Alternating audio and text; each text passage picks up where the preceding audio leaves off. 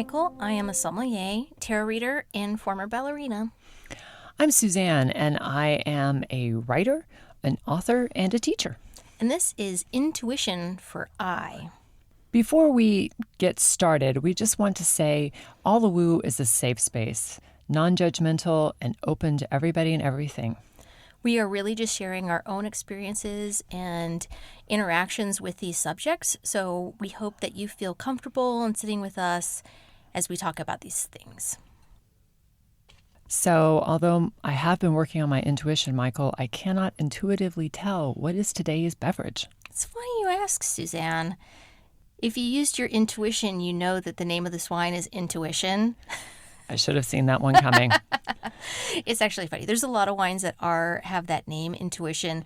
The one that I'm choosing, though, because I want to kind of balance out with all the white wines that we've had.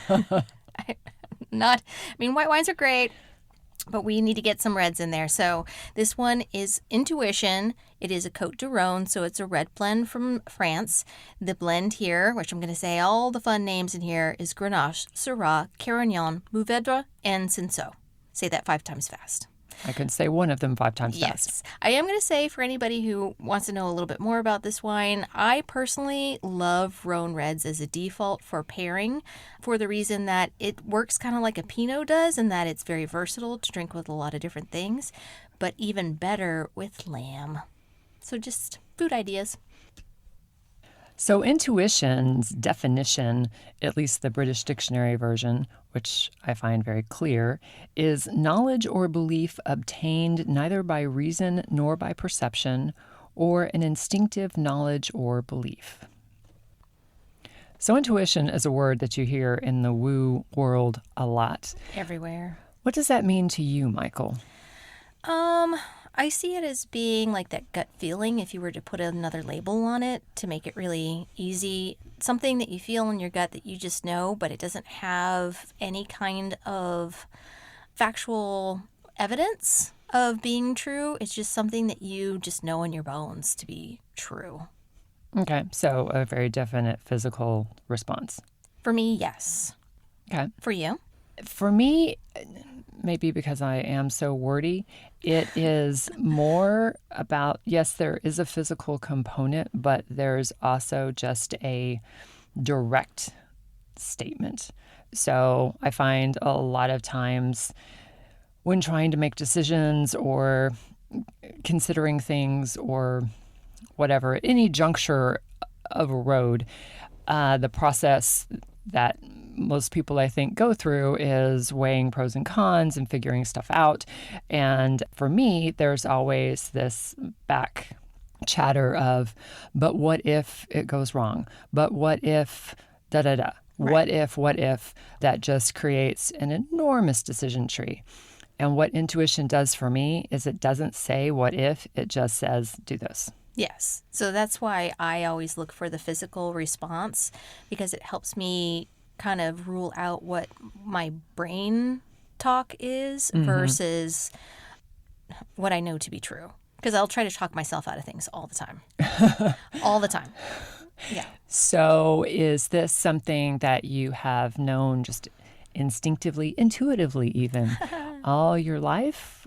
No, that has not been a thing. Although I have to say there have been moments in my life where I have immediately been like, okay, I know this for a fact and I don't know why. And that was more in my younger years, but not really, I wouldn't have known to put the label of intuition on it.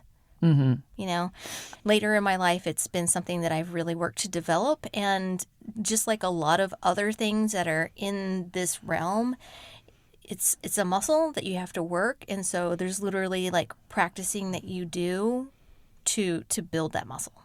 So Seems fair. yeah.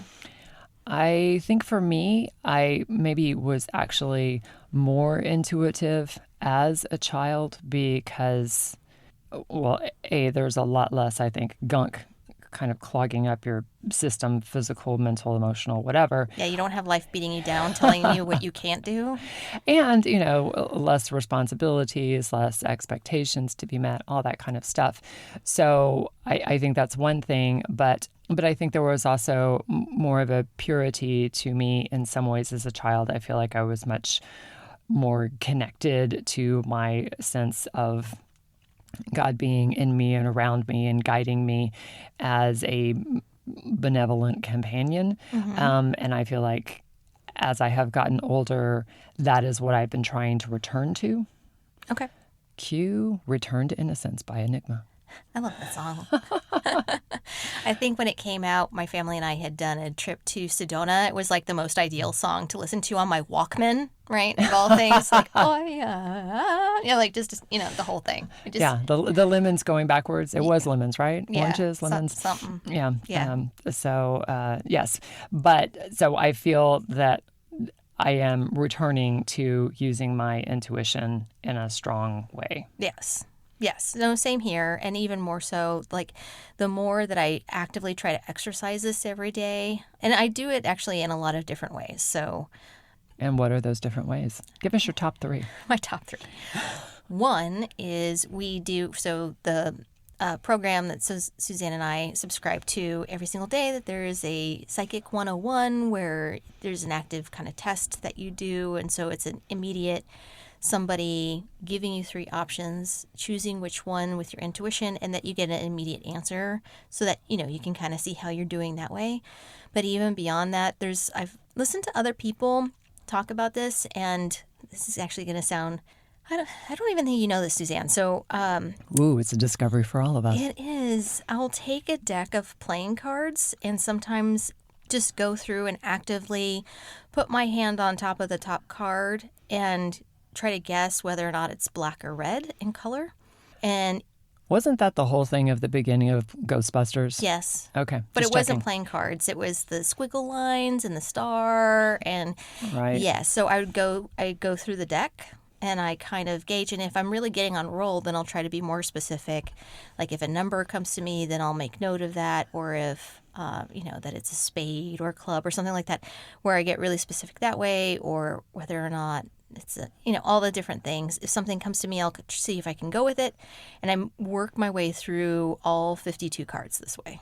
Michael, Yeah. how many fingers am I holding behind my back? Well, I'm going to go with my first number, which was 3, but then I second guessed it and thought 2. We'll continue working on that intuition. Yeah, She's like, I'm holding all 5 of my fingers up in the back. I'm holding 2 hands up. Yeah. It was a trick question. It Yes. wasn't a trick question. But the interesting thing is I was thinking one number, but actually holding up a different number. Ooh. And? So this is what you get for impromptu podcasting. Okay. All right. Apparently, I'm not going to know whether or not I'm going to accept that I was wrong. It was not right. Or not entirely right. Well, and in general, I'm going to say that that's kind of how it is, right? Exactly. Yeah, it's you can't beat yourself up for not getting it right because that's not going to do you any good. But I've noticed that everybody kind of feels it. Like you start to, basically the point of doing these exercises is that you start to learn when you were right, what that felt like how that came to you, so that you're better at listening to those small cues. And the only part that I'm going to kind of poke at on that is the use of the word right. Well, when it's something that could be very definitive, right? I would say accurate. Okay. Sounds less judgmental. I am not working through anything in my life. So, yeah. Is this a new trigger word? So I think I have discovered that one of the ways that I am sort of playing with my intuition on a daily basis is, my husband and I, we play shush bash at every meal. Also known as backgammon, sorry. Backgammon. And we have been playing that for years and years together. And so I pretty much know the moves that he will make. And let's face it, there are a limited number of moves, but the dice roll. So I have started practicing trying to make the dice roll, or more accurately, guessing what the dice are going to be before they land. I was going to say, are you trying to practice telekinetics? That is a different letter, isn't it? Yeah. No, it's intuition. I'm telling you, it's intuition. We're going with it. We're just going with it. It's fine. But yeah, trying to intuit what the next dice roll will be, so that and then I can guess what his move will be, and then I know how to win. That sounds like you're using your powers for evil rather than good, Suzanne. I'm just kidding. I'm just kidding. That might be a fair observation. I'm not really sure. So for a listener who is like, I think I want to make that gut instinct feel a little bit stronger. I want to feel more intuitive. I want to have clearer answers to the questions that I need answers for. What are some things that you would suggest other than going through 52 cards? I mean, you don't have to go through 52 cards, but the benefit of doing something like that is that you get the immediate response as you're doing it. So even if you were to just do 1 or 2 cards, but more beyond that, I'd say if you start to feel like you know the answer before somebody tells you the answer, just make a note of it. Personal note for yourself, pay attention, figure out whether or not you were, look for the answer later on down the line when it's being provided to you. I find that sometimes before somebody even asks me the question, I can already feel that question is coming up or what the answer to that thing is. So as an example, for this Psychic 101 thing that we do, there's a question like, what is his favorite candy, right? And then he'll give you the 3 different candies to choose from, and it's only going to be one of those.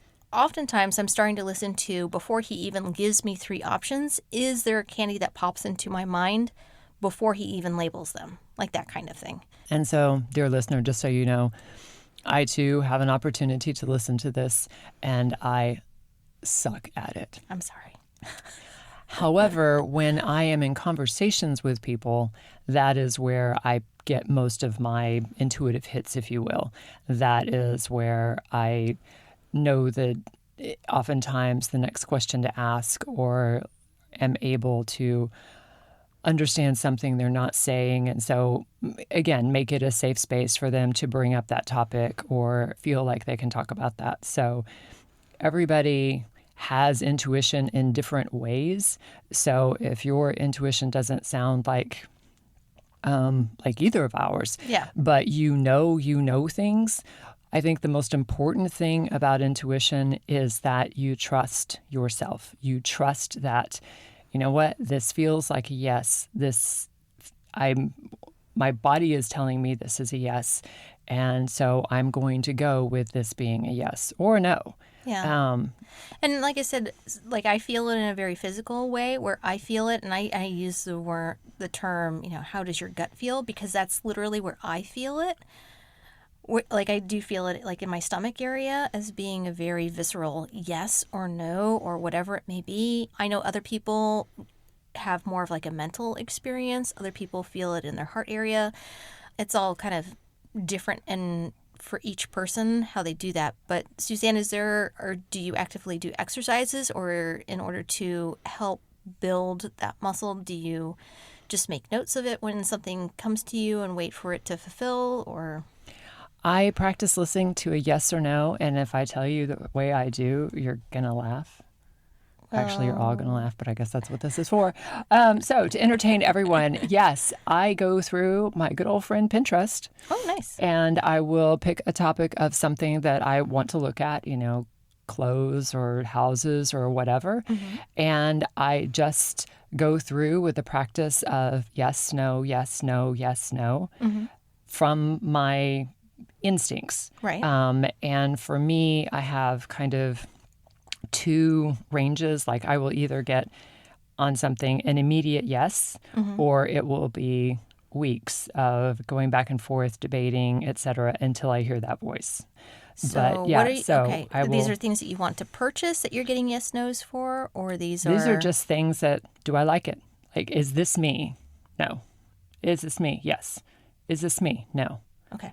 And so it is a very low risk way mm-hmm. of practicing hearing the yes and no in my system. So then when I am at a restaurant with a bunch of friends and everybody's ordering something that I'm like, oh, wow, that would be really great.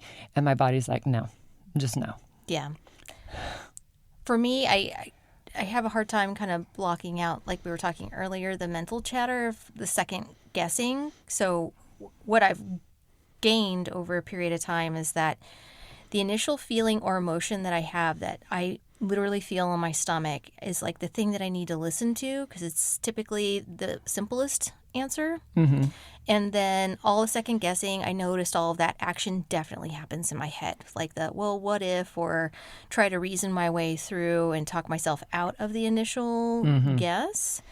Another way that I kind of do this that I find to be fun because I do tarot readings, I like to watch other tarot readers. And so I like to pick on YouTube, they'll do pick-a-cards for different things. And so you'll have like 3 decks or 4 decks that you can choose from based upon what reading you're being drawn to. Is a law of attraction kind of deal. But I literally do shut down and I kind of close my eyes and I see which one is literally kind of coming forward at me and pretty consistently. And then I realize that's the one that I'm going to listen to. And then as I'm listening to it, I can kind of gauge whether or not it's really for me or not, or whether it's really off, right? But most of the time, it's pretty right on, I have to say. So that's another way that I'll try to use it if you want to do something kind of fun with it. Not that you have to go listen to tarot readers, but I mean, like, you can attach it to a subject or things that you enjoy, is what I'm saying. And I think for me, it just comes down to my intuition is a statement. Everything else is a bunch of questions. And I will hear it instantly. So doing those same things of pick your, it won't be, which one? It will just be, it's 2. Yes. Done. Done. Which makes it very efficient. It does. It's kind of the better way to do it. So our next episode is going to be J for Jesus. / Jesus. Yeshua. Join us next time on All the Woo A to Z.